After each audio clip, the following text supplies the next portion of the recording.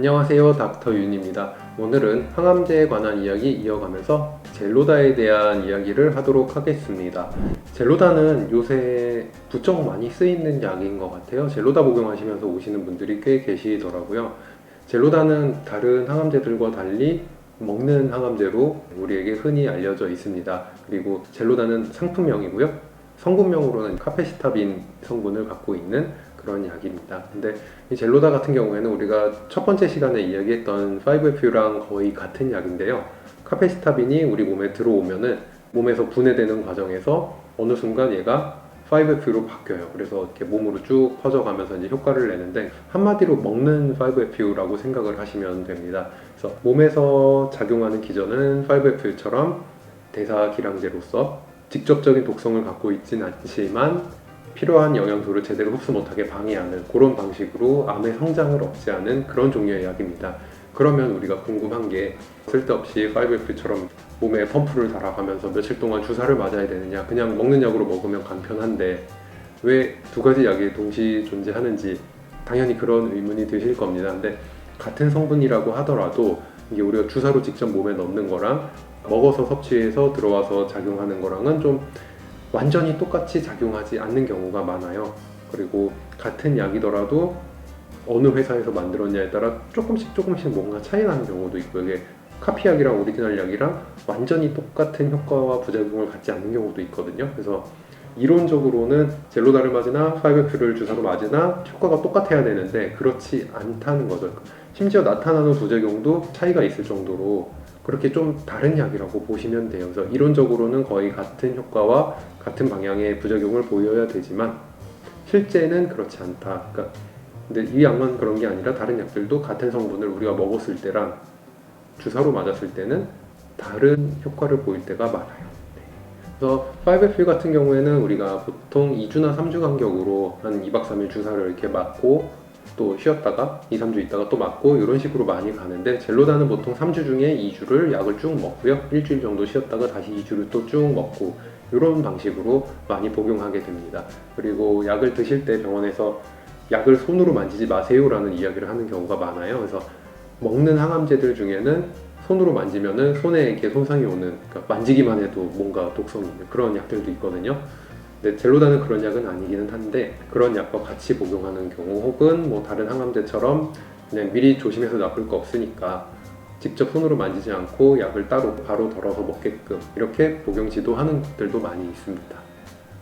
그리고 젤로다는 이제 필요로 하는 목적에 따라서, 그러니까 젤로다를 주류약인지 아니면 세트로 쓰는 수많은 약 중에 보조적으로 들어가는 건지 뭐 이런 차이도 있고, 환자분의 체중 문제도 있고, 그 다음에 암이 종류에 따라서 다른 것도 있고 해서 그거는 이제 병원에서 모든 거를 종합해서 환자마다 각자 다른 용량의 약으로 처방을 해주는 거기 때문에 같은 젤로다를 먹어도 차이가 나게 됩니다.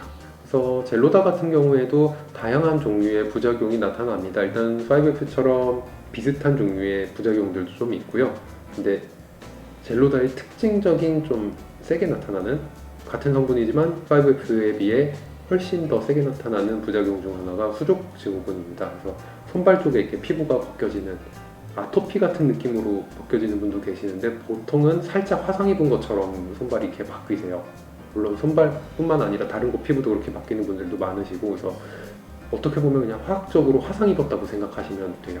이게 나타나는 분들이 약을 하루 먹어서는 안 나타나고 보통 한 2주 정도 먹고 한 텀 쉬고, 근데 그때쯤 되면 이제 나타나요. 쉴 때쯤 되면, 아니면은 두 번째, 세 번째 이 정도 됐을 때 나타나는 분들도 계시고 해서 쭉 복용이 길면 길수록 당연히 부작용도 누적되면서 점점 커지고 피부도 더 점점 안 좋아지고 이제 그렇게 됩니다. 그래서 문제는 이제 보기가 안 좋아지고 끝이면은 뭐 큰 부작용이 아닌데 이 부분에 감염이 많이 일어나요. 그래서 피부 쪽에서 감염이 돼서 진물이 난다든지 농이 생긴다든지 심하면 이런 경우도 있고, 근데 대부분은 젤로다를 드신다는 것 자체가 병원을 주기적으로 간다는 거기 때문에 상태가 그러면은 소독도 하고 이제 병원에서 뭐가 조치를 취해 주니까 그렇게까지 되는 경우가 많지는 않은데, 근데 심한 분들은 그런 경우도 종종 나타나게 됩니다.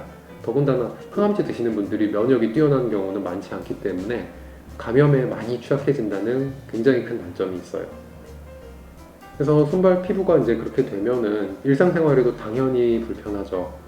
손이 그렇게 되면 화상 입은 것처럼 이제 만지셔도 아프고 뭐 이렇게 할래도 잘 안 되고 그런 경우도 있고, 발 쪽으로 심하게 오는 분들은 발이 아파서도 그렇지만 감각 이상 때문에 잘 못 서 있거나 걸을 때 자꾸 넘어진다든지 제대로 못 걷는다든지 하는 일이 자꾸 발생하게 됩니다.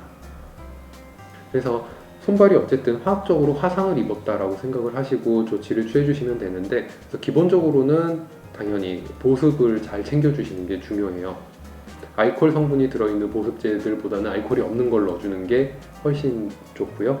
그리고 한방 연고들이 또 잘 나와 있는 것들이 있어요. 그래서 수족증후군 있는 분들은 그래도 환자분들이 한약을 좀 쓰면은 좋은 경우들도 이제 항암제 복용하는 도중에는 한약을 안 쓰겠다라고 하시는 분들이 많으셔서 먹는 약은 잘 처방이 안 되는데, 바르는 것까지는 이제 서로 거부감 없이 쓸 수 있기 때문에 강력한 한방 보습 효과를 가진 연고들이 있거든요. 그런 거를 써준다든지 하면은 훨씬 빨리 좋아지시긴 하세요. 그리고 손발 피부가 이제 많이 약해진 상태이기 때문에 많이 뛴다든지 아니면 손으로 이렇게 무거운 걸 든다든지 이렇게 손발에 압력이 많이 가해지는 것도 당연히 피해 주셔야 되고, 손발이 안 좋으니까 따뜻하게 이렇게 찜질 하시는 분들도 계신데 뜨거운 것보다는 찬 쪽으로 하는 게 조금 더 도움이 될 때가 있습니다. 그래서 일부러 뜨겁게 해주진 말아주시고, 좀 증상이 화끈화끈하거나 아니 많이 안 좋을 때는 오히려 냉찜질 같은 거 살짝 많이 하시면 안 좋아요. 살짝 해주거나 좀 이렇게 손을 서늘하게 해주면 도움될 때도 있습니다. 그리고 5F처럼 얘도 마찬가지로 비슷한 종류의 부작용이 와요.